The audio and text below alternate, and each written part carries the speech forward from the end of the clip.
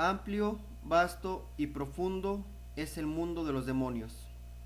En lo personal, siempre me ha fascinado aquellos libros escolásticos escritos en letra gótica, y sobre todo me ha fascinado conocer todo sobre el mundo angélico caído, pero no por morbo o tintes satanistas, o creerme una persona extraordinariamente oscura en el sentido de la calidad del alma o de la moral.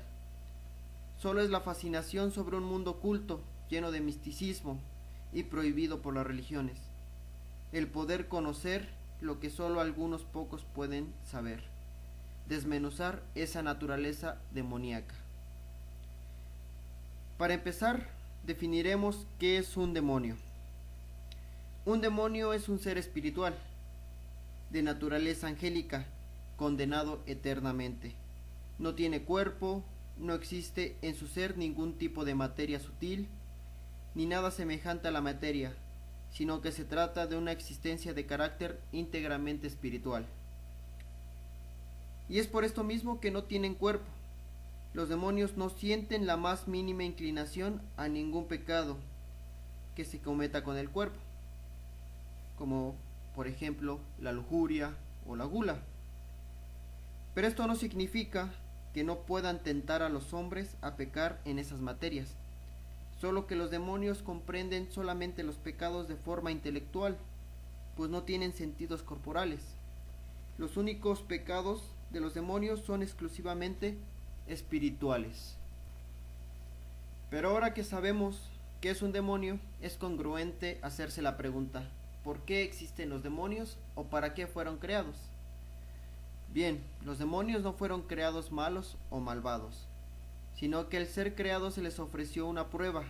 Era la prueba previa antes de la visión de la esencia de la divinidad. Es decir, antes de la prueba podían ver a Dios, pero solamente de forma intelectual, no veían la esencia divina de Dios. En esta prueba, algunos ángeles obedecieron, otros desobedecieron, y obviamente los que desobedecieron se convirtieron irremediablemente en demonios. Pero ahora la pregunta obligada. No es una pregunta muy inteligente, sino es una pregunta obvia. ¿Por qué Dios puso a prueba a los espíritus angélicos? ¿Por qué, siendo Dios omnipotente, no les concedió la visión beatífica? ¿Por qué era necesario poner esa prueba a esos ángeles? Bien, la respuesta existe en tres razones sencillas. La primera razón es que Dios tenía que darle un grado de felicidad a cada ser. ¿Por qué? Dios puede gozar, Dios puede ser feliz infinitamente, pero los demás seres no. Los demás seres solamente pueden gozar de la felicidad en una cierta medida. Y Dios decidió que cada ser decidiera qué grado o qué cantidad de felicidad podría recibirse para ellos mismos. La segunda razón es la fe. ¿Por qué? El único momento en que se puede desarrollar la fe y el amor por Dios es cuando aún no se le ve. Después de ver a Dios, solamente se puede tener agradecimiento por lo que se ve, el agradecimiento por la visión de la divinidad. Y la tercera razón, y la más importante, es que Dios le dio a los demás seres el don de la libertad. ¿Por qué la libertad? Bien, la libertad puede hacer que un ser espiritual se convierta en una Madre Teresa de Calcuta o en un Hitler. Bien, ya definimos qué es un demonio y cómo se crearon. Pero, ¿por qué Dios, al ver que estos seres, al darles libertad y empezaron a pecar, por qué Dios no les quitó la libertad inmediatamente? Muy bien, si Dios retirara la libertad en ese momento, en el momento en que el espíritu estuviera pecando, este espíritu quedaría atrapado por siempre en la maldad.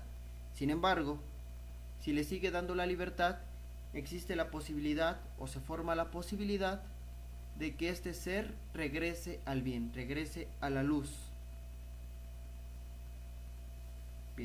Continuamos. Ahora que ya sabemos cómo es que se creó la existencia de los demonios, pasamos a la siguiente cuestión. ¿Todos los demonios son iguales? Muy bien. Cada demonio pecó con una intensidad determinada. Además, cada demonio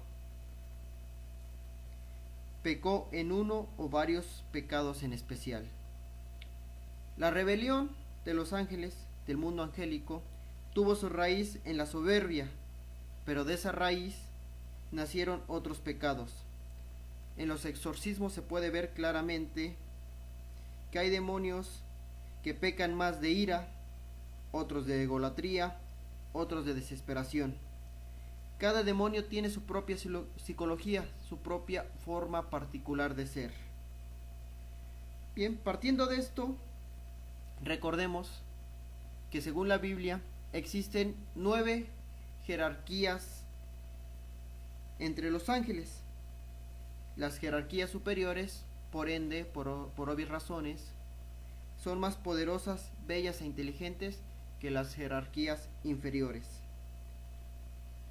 Cada ángel es distinto a otro, pero los podemos agrupar en unos grupos llamados coros. De cada una de las 9 jerarquías cayeron ángeles, transformándose en demonios.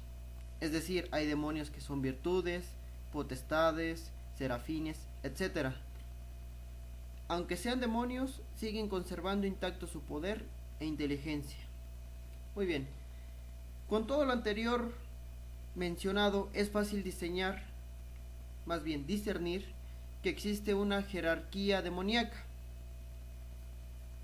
De acuerdo por las similitudes, las naturalezas angélicas pueden ser agrupadas en 9 grupos, según nos dice la Biblia, las cuales son, y de forma ascendente, serafines, querubines, tronos, dominaciones, virtudes, potestades, arcángeles y ángeles. Ahora recordemos que los demonios conservan su poder e inteligencia del grupo del cual cayeron. Es decir, los demonios más poderosos son los ángeles caídos y los que les sirven jerárquicamente son los arcángeles caídos, y así sucesivamente.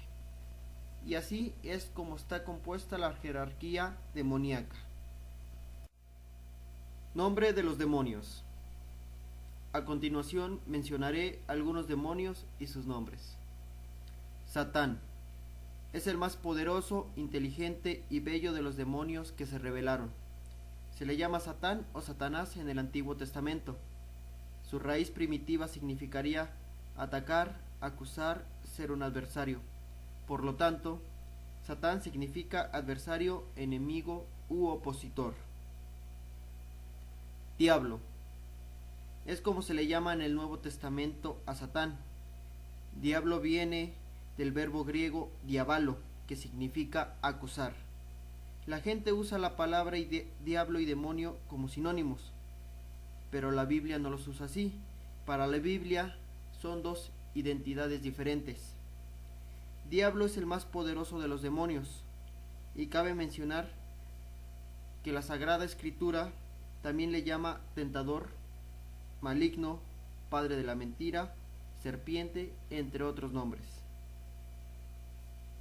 Belcebú. Usualmente usado este nombre como sinónimo de diablo, pero no es así. Son 2 identidades demoníacas diferentes. Belcebú proviene de la palabra Baal-Zebul, que significa señor de las moscas. Lilith. La tradición judía la considera como un ser demoníaco. En la mitología mesopotámica es un genio con cabeza y cuerpo de mujer, pero con alas y extremidades inferiores de pájaro. Asmodeo. Aparece en el libro de Tobías, del persa Aesma Daeva, que significa espíritu de cólera. Seirim.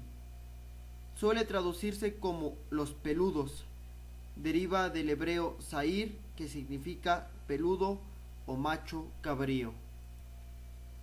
Demonio. Del griego daimon, que significa genio. En la mitología grecorromana no era necesariamente una identidad maléfica, pero en el Nuevo Testamento es usado como término para designar a espíritus malignos. Belial, o también pronunciado como Beliar, de la raíz Baal, que significa señor. Apolión, significa destructor. Se dice de él que su nombre en hebreo es Abaddon, que significa perdición. Lucifer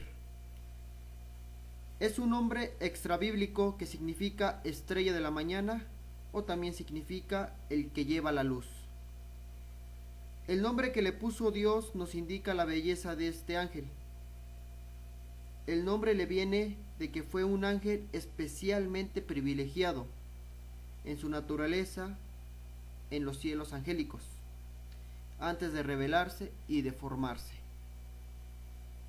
La inmensa mayoría de los textos eclesiásticos usa el nombre de Lucifer como sinónimo de diablo. Sin embargo, el padre Gabriel Amort considera que es el nombre propio del demonio, segundo en importancia en la jerarquía demoníaca. Y por lo que se conoce de los exorcismos, nos confirma que Lucifer es alguien distinto, es una identidad demoníaca distinta a Satanás. Como dato importante, como una anécdota muy importante, mencionaré que en un exorcismo un demonio dijo que los 5 demonios más poderosos en el infierno son en este orden: Satán, Lucifer, Belcebú, Belial y Meridiano. Pero, ¿quién nos asegura que esta jerarquía es real? Bien, esta es una pregunta que solo Dios podrá responder. Ningún libro, ningún grimorio, ningún tratado, nadie, exclusivamente nadie, podrá definir cuál es la jerarquía exacta en el infierno. Lo único que sabemos a través de la Sagrada Escritura y exorcismos es que cada demonio tiene un nombre dado por Dios, que expresa la naturaleza de su pecado. En algunos libros de magos y brujas se colocan largas listas de nombres. Estas listas inacabables son tan exhaustivas como inventadas. No tienen otro valor que la imaginación de sus actores. Incluso en algunos se detallan hasta el número de demonios existentes. Esas descripciones detalladas de las legiones infernales son inventadas. Nadie, como repito, nadie y más podrá decir con exactitud cuántos demonios hay, cuál es la jerarquía y cuál es su cargo definido en el infierno. Por cierto, más adelante detallaremos exactamente qué es el infierno. Pero como les repito, solamente podemos tener aproximaciones de lo que se nos ha dejado de forma práctica en este conocimiento. Exorcismos y demás.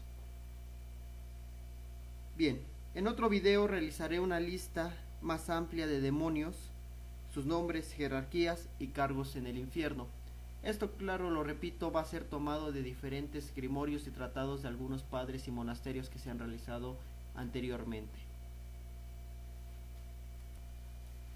Con esto concluyo la primera entrega de este tema. En los siguientes días subiré la segunda parte.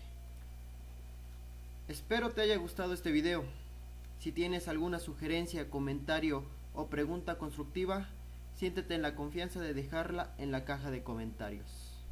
Me despido diciéndote buenas noches.